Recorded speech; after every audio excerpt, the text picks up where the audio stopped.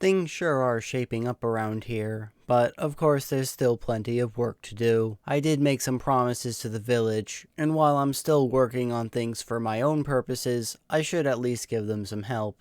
As a quick note, I did retrofit my power system to accept lava as well as the oil. It's still primarily designed to accept oil, but I have lava as a backup means of producing energy. I've also gone ahead and automated the teleportation of fluid resources into the tank. Sometimes it breaks a bit, I'm not 100% sure why. These Galacticraft pipes are not very good. At some point in the future I might consider adding a pipe mod, just so that I have pipes that work properly, but we'll cross that bridge when we get to it. To explain the system I've made, essentially this tank is used to store lava or oil, and the comparator reading it determines how much is in the tank.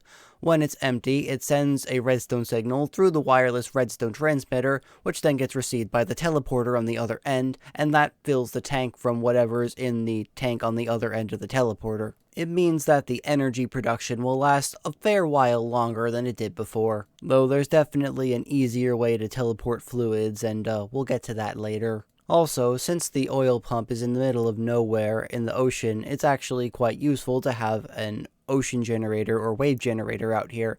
In this case, I've chosen the wave generator. It needs to make sure it can see a lot of water in each direction, and if it does, it generates a fair amount of power constantly. Be mindful of its output though, it might export too high of a voltage if you're not careful. You can use an EU reader to determine the amount of energy that's going through your cables. You can also use it on a teleporter underneath an inventory to determine how much energy is being sent in a given teleportation. To finish up my line of machines here, I'm going to need to electrolyze some water, as it's required to make the centrifugal extractor. To make electrolyzed water, or anything in the electrolyzer, you need to have some type of energy storage block outputting directly into it. The higher the tier, the faster the processing. An MFE is an okay balance for right now. I'm starting to add a lot of automated recipes to my logistics pipes network that use all of these Industrial Craft 2 classic machines. Later crafts in this mod are going to require large amounts of resources and intermediates, so bare minimum I want to be able to craft them on demand. At some point I'll make a supply network that will automatically stock my system with things, but I have other things I'd like to do before that point. I recommend making it so that you can access your pipes. To maintain neatness, I've used frame trapdoors to have an access point. Whenever I want to go underneath the machine and access the logistics pipe chassis underneath, I can simply open the trapdoor and edit things to my liking. I've been mining out the desert, as I was last time, and there are large quantities of oil underneath where I'm currently digging. Fluids will stop the miner, as we discussed last time, but instead of voiding it with the quarry fixer, I'd like to pump up all of that oil and save it. So, in order to do that, I'd like to make a large Railcraft tank. It's not complex to craft or anything, but it does require a lot of rolled out materials, iron plates and such, so I can use a powered rolling machine to make lots of Railcraft plates. And obviously the powered rolling machine does exactly what the name says. Now that I've made some tank walls, strengthened glass, and some valves, I can construct the multi-block Railcraft tank. The inside has to be hollow, as you would expect, and there are a few variable sizes, all on the tooltips. Valves are inputs if they're above the bottom two layers of the tank, and they're outputs if they're on the bottom two layers. I simply want to store a super large amount of oil, and Buildcraft tanks are kind of expensive, especially if you upgrade them all the way up to diamond tier, and the bulk storage density of the Railcraft tank is just better. Okay, maybe that's not quite true. The actual density is better, but it's a lot easier to hook up one big Railcraft tank than a whole bunch of small Buildcraft tanks. By the way, I've always put the pump at the top of the oil geyser, but apparently that's just not necessary. Something I've done my whole life one way is just wrong. Just a neat little tidbit I thought I'd share. I could probably do some tidying around here, yeah? Everything is work in progress, and oh, hey Kuromu, what's up? Yeah, I haven't forgotten about you. I've just been busy, I've had a lot to do. Oh, that's a problem. I'll get on that. I guess that's what I get for being neglectful about it. Yeah, I know. We're gonna need to make food to restart the village, right? I don't know what to do about that yet. I'll see what I can figure out. Hopefully by the end of, Okay. I'll get to you when I can. I've been thinking about just completely overhauling the agricultural processes of the village. The forestry farms do their job, but really there are better options, at least in some facets. So that's why I'm making a lot of scrap. The recycler will take any item and turn it into scrap. By using cobble gen upgrades, I can generate cobble inside the recycler, and it will produce scrap. Scrap will be useful for other stuff down the line, but for this case I'm going to be using it to make fertilizer. I can then use a recipe to duplicate it using nothing more than pre-made fertilizer and more scrap, meaning I don't have to go out of my way to farm skeletons. I did attempt to automate this with logistics pipes, but because the same recipe requires itself as both an input and an output, it's actually being a little difficult.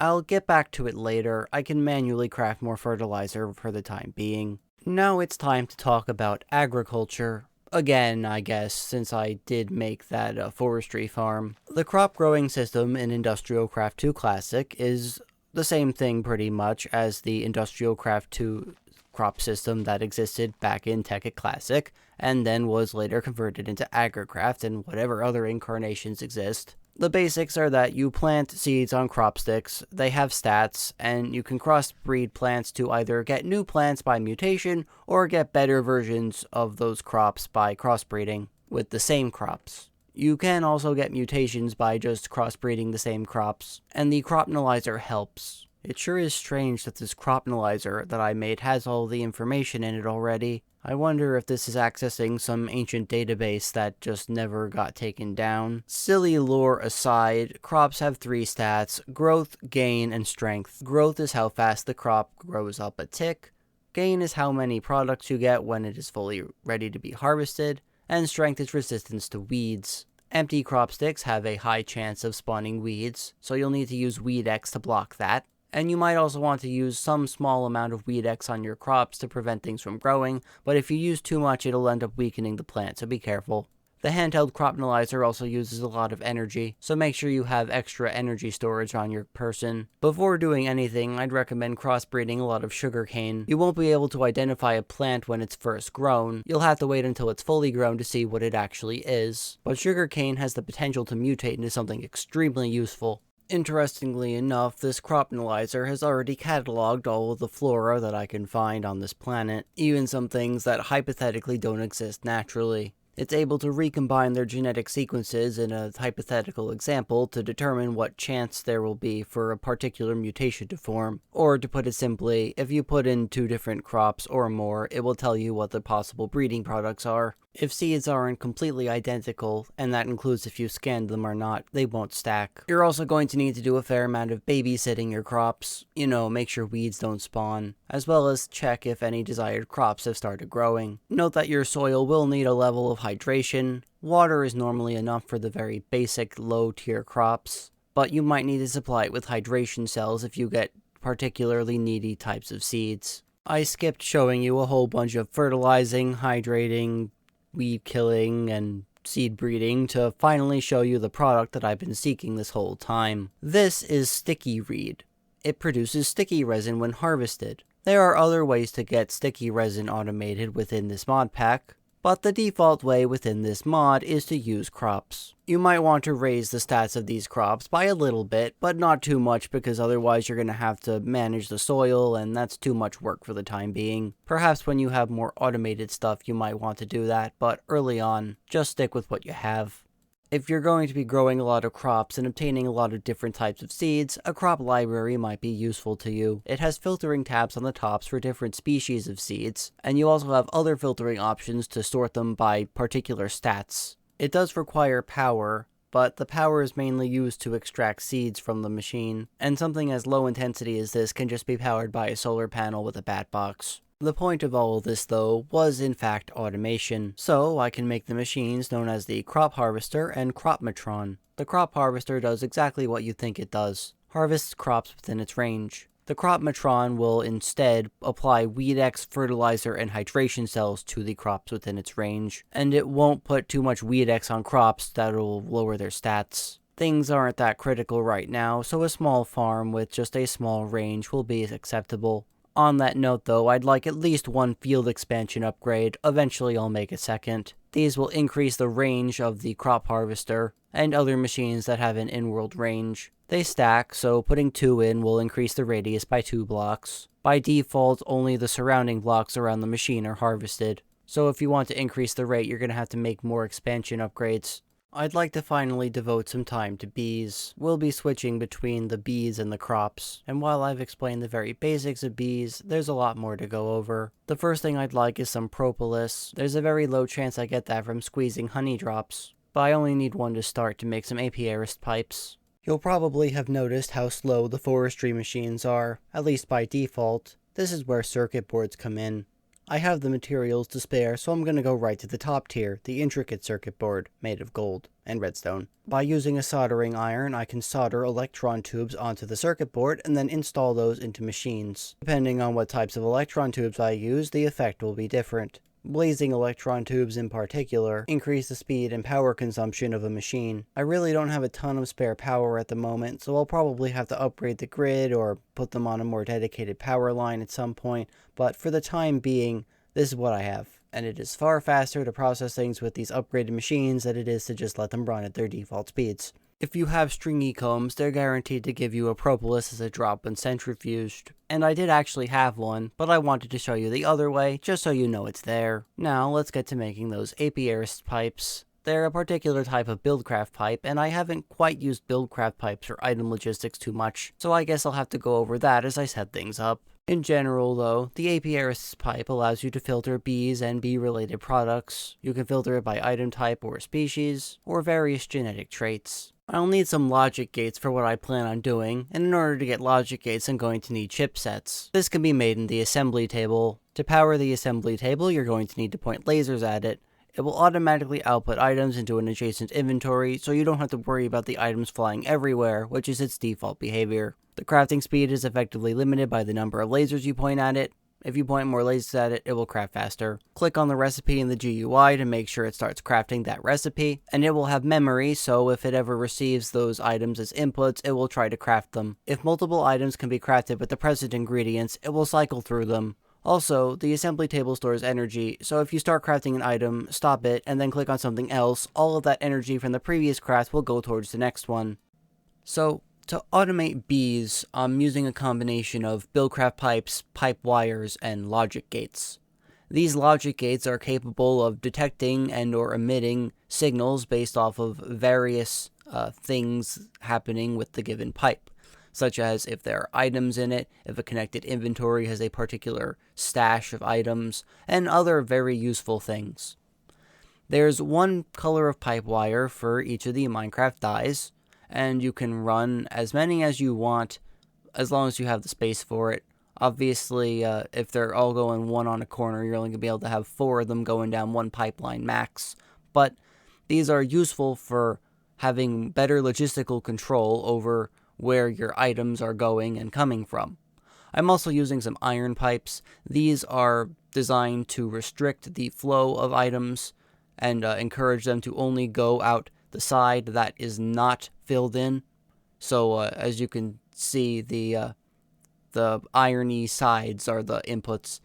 Now, to go over each of the things in the gate, you can drag things from the left or right side and put them in the left or right side, and it'll detect things like redstone signals or if items are going through it, and then it will emit a signal based off of whatever is going on with that criteria. You can then receive a signal over on the other side with the basic gates, and you might also want to install a pipe pulsar on the pipe so that it will extract items, kind of similar to having a redstone engine. Pipe pulsars work basically the same as the redstone engines, as I just said, and they have to go on the same side, or rather same wooden pipe that is attached to an inventory as the logic gate that is powering it. Now, in order to use the Apiarist pipe, we're going to have to send things to go into the right directions. One of these chests is going to have one type of bee for the mutation, in this case common, the other cultivated.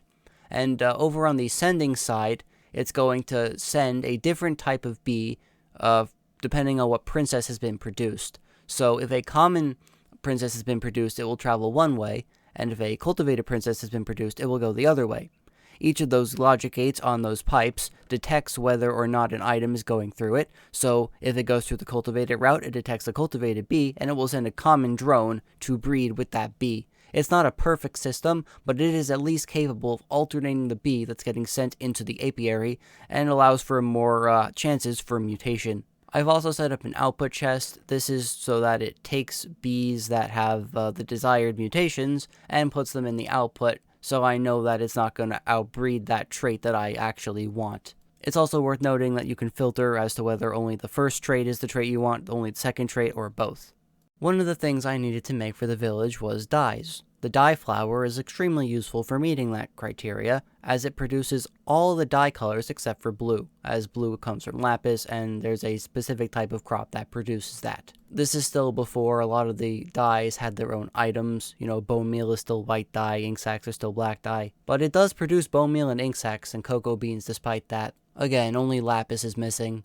To assist with bee breeding, I think I should finally get to making an Analyst. This, when using some DNA dye, which is pretty cheap, it's just some glowstone and some purple dye, will tell me the genetic properties of the given bee, especially useful for finding the secondary traits that aren't so apparent on the surface. I'm trying to breed some diligent bees, so that's the trait I'm looking for. This is a more advanced version of the Analyzer that Forestry has by default, and it works for any bee, sapling, or butterfly that you provide it with, as well as I think pollen. I've skipped ahead a fair bit, and I've already gotten to the target bees that I've been trying to breed up to. This has all been manually done. I had to sit and wait for all these mutations to happen. Well, I did some back-end stuff, but that's not important. I've used logistics pipes to automate bees, sort of. Doing so is a little awkward. The logistics pipes filters only filter the exact bee that's being put into the filter, and that includes all of the MBT and metadata. So you're going to need to use a module upgrade and a fuzzy upgrade to have the item sync accept all types of bees. And when I say all types, I do mean all types. If you don't properly set it up, it's going to take other types of bees and put them into the ending hopper. Eventually you'll want just a homogeneous supply of drones, so technically you don't have to do any weird filtering with those. But because the generation iterates with every passing princess, you're unfortunately going to have to remove the MBT and metadata filters on those bees. For what it's worth though, it prefers the closest destination, so as long as you properly manage things, it shouldn't be that much of an issue. I might look into other solutions at some point though. The actual bees in question are the industrial bees, which produce pollen, and the imperial bees, which produce royal jelly. You'll also want a fair number of plain honeycombs, so I'd recommend automating those too. Industrial bees come from unweary and diligent, and imperial bees come from noble and majestic. And since we're farming for products now and not necessarily the bees themselves, I do want a surplus of drones, but we need to use some frames to increase the chance of the bee dropping whatever it's going to drop. I don't know exactly how bee production works, but generally speaking, if you fill an apiary with 3 frames, it will have a much higher chance of producing the desired product, allegedly 8 times, because it's 2 times to the 3rd. They're also enchanted. I'm running forest bees to get those regular honeycombs. There are better bee options available, but for the time being, we have a fair number of honeycombs being made. And oh, hey Kuromu, what's up? Oh, it's that serious, huh? But what is it? Oh, alright, I'll tag along and see what you have to say. So, okay. That sounds like some interesting research. I do need a particular supply of ender pearls, but... Oh, an explosion and a rift. Wait, a rift? Oh, that's like the rift I saw in the nether. Huh. That's interesting. I'm going to have to look into these rifts more. I don't think you really should be doing anything, and quite frankly, I don't think you should be living here. Maybe you should come live with me. That's the only thing we can really do. Yeah, because, well, yeah, you get it. It's not safe here. I don't know what to do about those rifts. I don't know what else to tell you, sorry. Okay, that's an interesting lead on further research. I'll have to look into that. Thank you. So what Kuromu said was pretty interesting, and it led me to this stronghold. It seems like all Ender energy is drawn to this one spot in the world, or perhaps it's some type of anchor, as whatever is closest to it is what it's attracted to. Either way, there's an interesting structure here. Also some unique species of bees hidden within the loot. I'll have to see if they're useful later. All of this culminates in this interesting looking structure. It seems all of these pearls want to be injected into these slots. No sense standing around though. It's time to get going. With the ability to fly, this extra-dimensional creature doesn't seem to pose me any threat. How fortunate for me that my technologies work the same under whatever gravitational conditions are present in this environment. Then again, pretty much everything seems to operate under the same physics. I suppose the Nether was like this too. Surprisingly, my magical weaponry seems rather effective. I don't know if it has to do with the elemental ice properties of my attacks compared to the defenses of the dragon, or if it's just an effective way of managing it in general, but this seems to forego the need for conventional weapons. It at least tells me my weaponry is somewhat adequate. There are also lots of endermen around here. Seems to be good for getting lots of ender pearls. I suppose there's not much else of note, so I'll meet you when I get back. Something I've been working on in the meanwhile is a new home for Kuromu. It's not going particularly quickly because there are so many things for me to take care of, but at least it's not exposed and out in the open. I also took the same liberties and encased my crafting arrays. It was getting to be a bit of an eyesore having all those crafting tables sticking out of the ground. With such a surplus of ender pearls at my disposal, I've been able to invent a new type of inventory, the ender chest. This is a linked inventory. They are set by color codes, and I can connect any inventories of the same color code with one another. So if I were to open a blue ender chest, it would also open any other blue ender chests anywhere else in the world, and they will share an inventory. This seems like it will be very useful for remote transport of items, as well as remote supply of particular ingredients. To go along with my ender chests, I have an ender pouch. If I shift right click on an ender chest with the pouch, it will set the color code to match the chest. This is then a handheld version of the same inventories, and I can dump anything I want into them from far away. It should be particularly useful for remote drop-off of items. There's far more application to this than just having a remotely accessible inventory though. I can hook it up to my logistics pipe system, and I'll be able to pick up or drop off items from anywhere in the world. I've set it up so that light blue is going to be the input into the system, while orange is the output from the system. Setting up the light blue chest is no more difficult than putting an extraction card into the chassis, though it is a little bit slow, so I might want to put in some expansion cards with speed upgrades later. Where this really shines though is that I have a remote orderer. The remote orderer can connect to any request pipe, and I can have it send items to an inventory remotely. So if I wanted to send something into the orange ender chest, I can request those items, it will send it there, and I can pick it up using the ender pouch. I can also make crafting requests from this, so while it lacks a crafting table within the inventory that you would have in an applied energistic system, I can at least have some type of auto-crafting capability, even if I'm nowhere near the base as long as it's loaded. So if I wanted to use ender chests for remote stocking of items, I can set up the ender chest along with a supplier pipe and have the supply get sent straight to the chest on the frequency that I wanted to use. I can then place down a corresponding chest anywhere else in the world, and it will take the items out of that chest from the linked inventory. And so in this case, I would have coal wherever I want it. I'm not particularly fond of actual mob farms, at least hostile farms, because getting mobs to spawn consistently can be a bit of a pain. I don't believe there are any fast spawn mechanics in this other than spawners, so to address this, I'm simply going to use bees to produce ender pearls. Ender bees are a bit different from the other bees we've used previously. They have a special flower being the dragon egg. They only work properly in the end, and they'll damage you if you're not wearing a beekeeper suit. I don't have one, nor do I really want to put one on every time I need to interact with bees, so I'm just going to automate it and run away. On an isolated network like this, I don't have to worry about crossing between different types of bees. I can just use the same fuzzy filtering I was using on the other stuff with just no shared network. It's on an isolated one. I have an automated production of frames, and I don't think I can even automate putting them into the apiaries normally, so we'll have to wait on that. 25 mysterious combs make for 1 ender pearl, but I don't need a ton because I have a large stockpile from killing endermen in the end. Also, the logistics power network is what that coal was for. It's powering the system by just using a coal generator. I have plenty of coal to go around. The cousin to the ender chest is the ender tank. It does the same thing but for fluids. Because there are far less fluids, I can be a lot less picky with what I make the codes. Naturally, I'll be going for the most color-fitting ones, so oil will be black. If you click the dial in the center, it will flip so that orange is on top, and that means it's exporting to adjacent inventories. Now I don't have to run all of these teleporter networks. On the side, I've been doing some of my own Thaumcraft research. There are a lot of interesting things in the mod. The particular schools I've been looking for are prepare the vessel. What was that? Did I hear something, or was that in my body, heart, soul, body, heart, soul, body, heart, soul?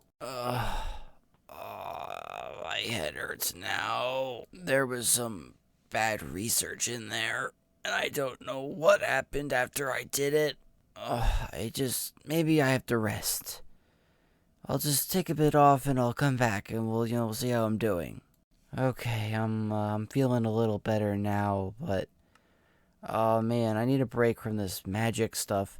Let's do some more high-end tech stuff, alright? I'd like to make a very complex universal material, capable of transforming itself into various different things, made of pure energy. I know that sounds kinda magical, but it's all techy, you know? That ought to make me feel better. More importantly, there's a part of me that feels like it needs to prevent some type of disaster from occurring. This should be a step towards more protective measures. The mass fabricator takes power and it converts it into UU matter. It can also accept scrap, which we've been producing on the side, and it will act as a type of amplifier that allows it to make UU matter both more quickly and more efficiently. Some resources are only obtainable through UU matter, so I'm going to want some supply of it. In order to protect myself from the dangers that I might subconsciously expose myself to, as well as the surrounding environment, I'm going to make a new bunker at the bottom of the ocean. Should any problem occur, it will hopefully all be contained. Of course, I'm going to require a source of electricity down here, and that's where the ocean generator comes into play.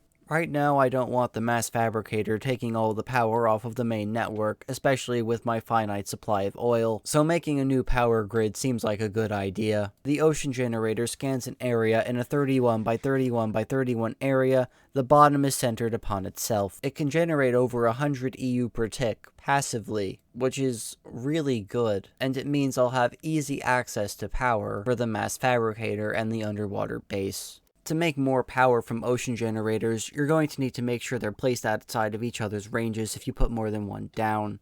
They'll interfere and reduce their efficiency if they're too close. I'm using this extra power to power the mass fabricator, of course, but in order to give it the scrap it needs, I can use the ender chest supplied from the main network.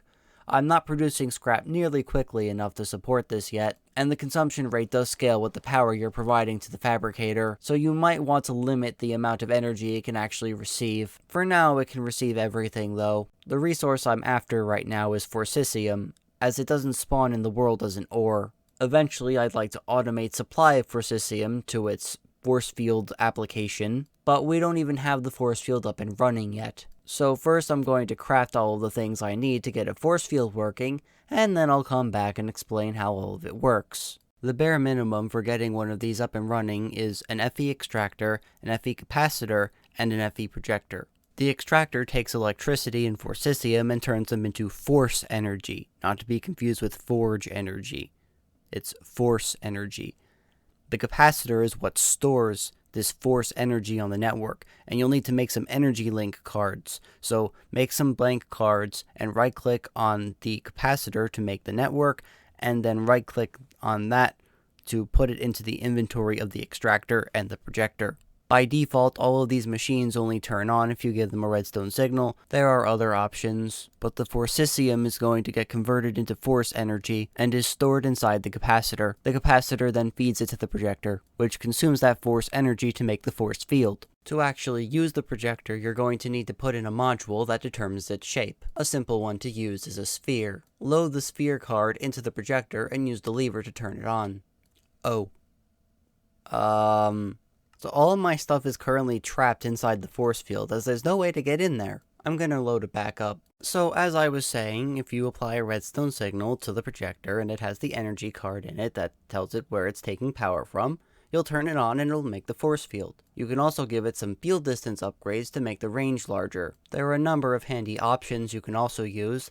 The light option makes all of the blocks of the force field glow, the cutter option allows it to break blocks that are in the way, and the dome option allows you to only have the top part of the force field be active instead of having it be a full sphere. With the dome, it will consume less energy as it will only be powering the top half. Useful for me because that's all I'm going to want to encapsulate. Seems to be a little buggy, doesn't always generate the full field, but the use case I have for it in the end seems to work fine, so good.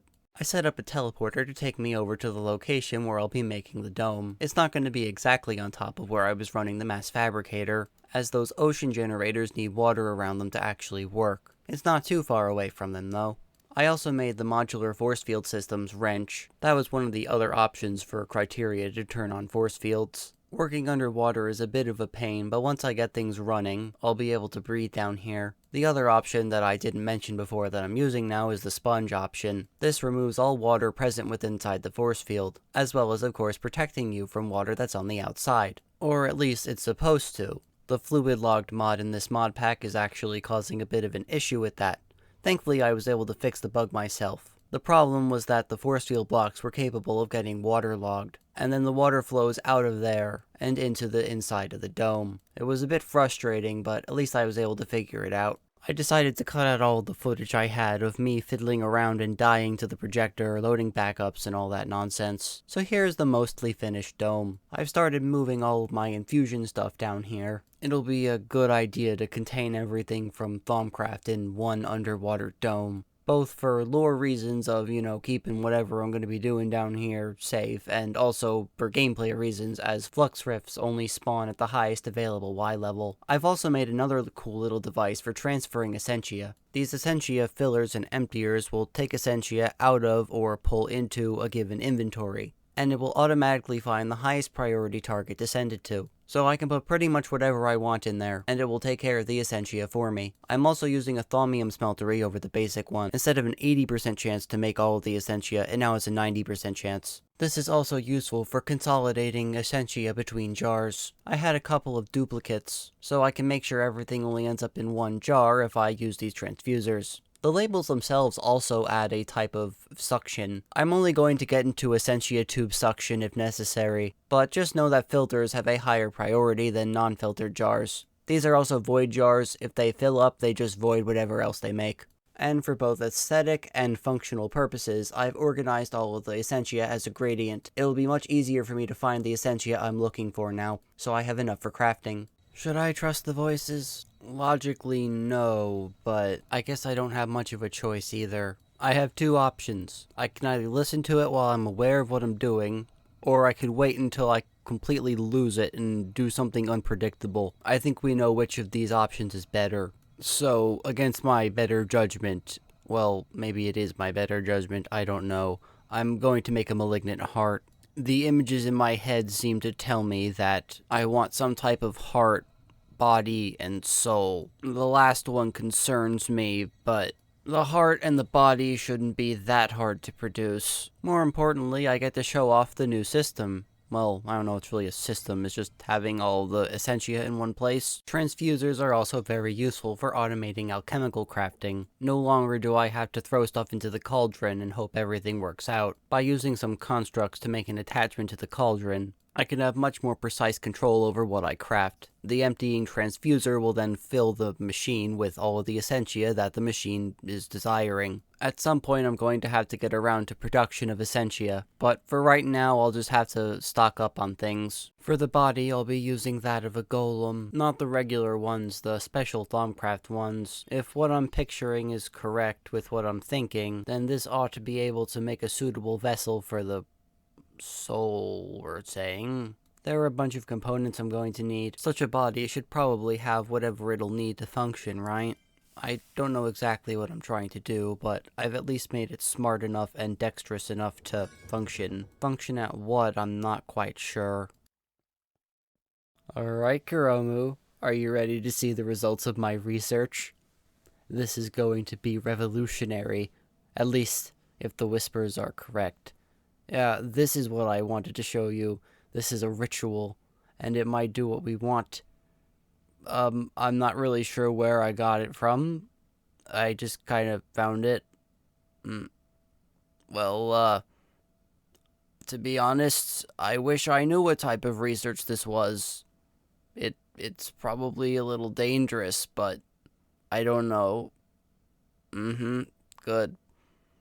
All I need to do is release the Essentia from these jars.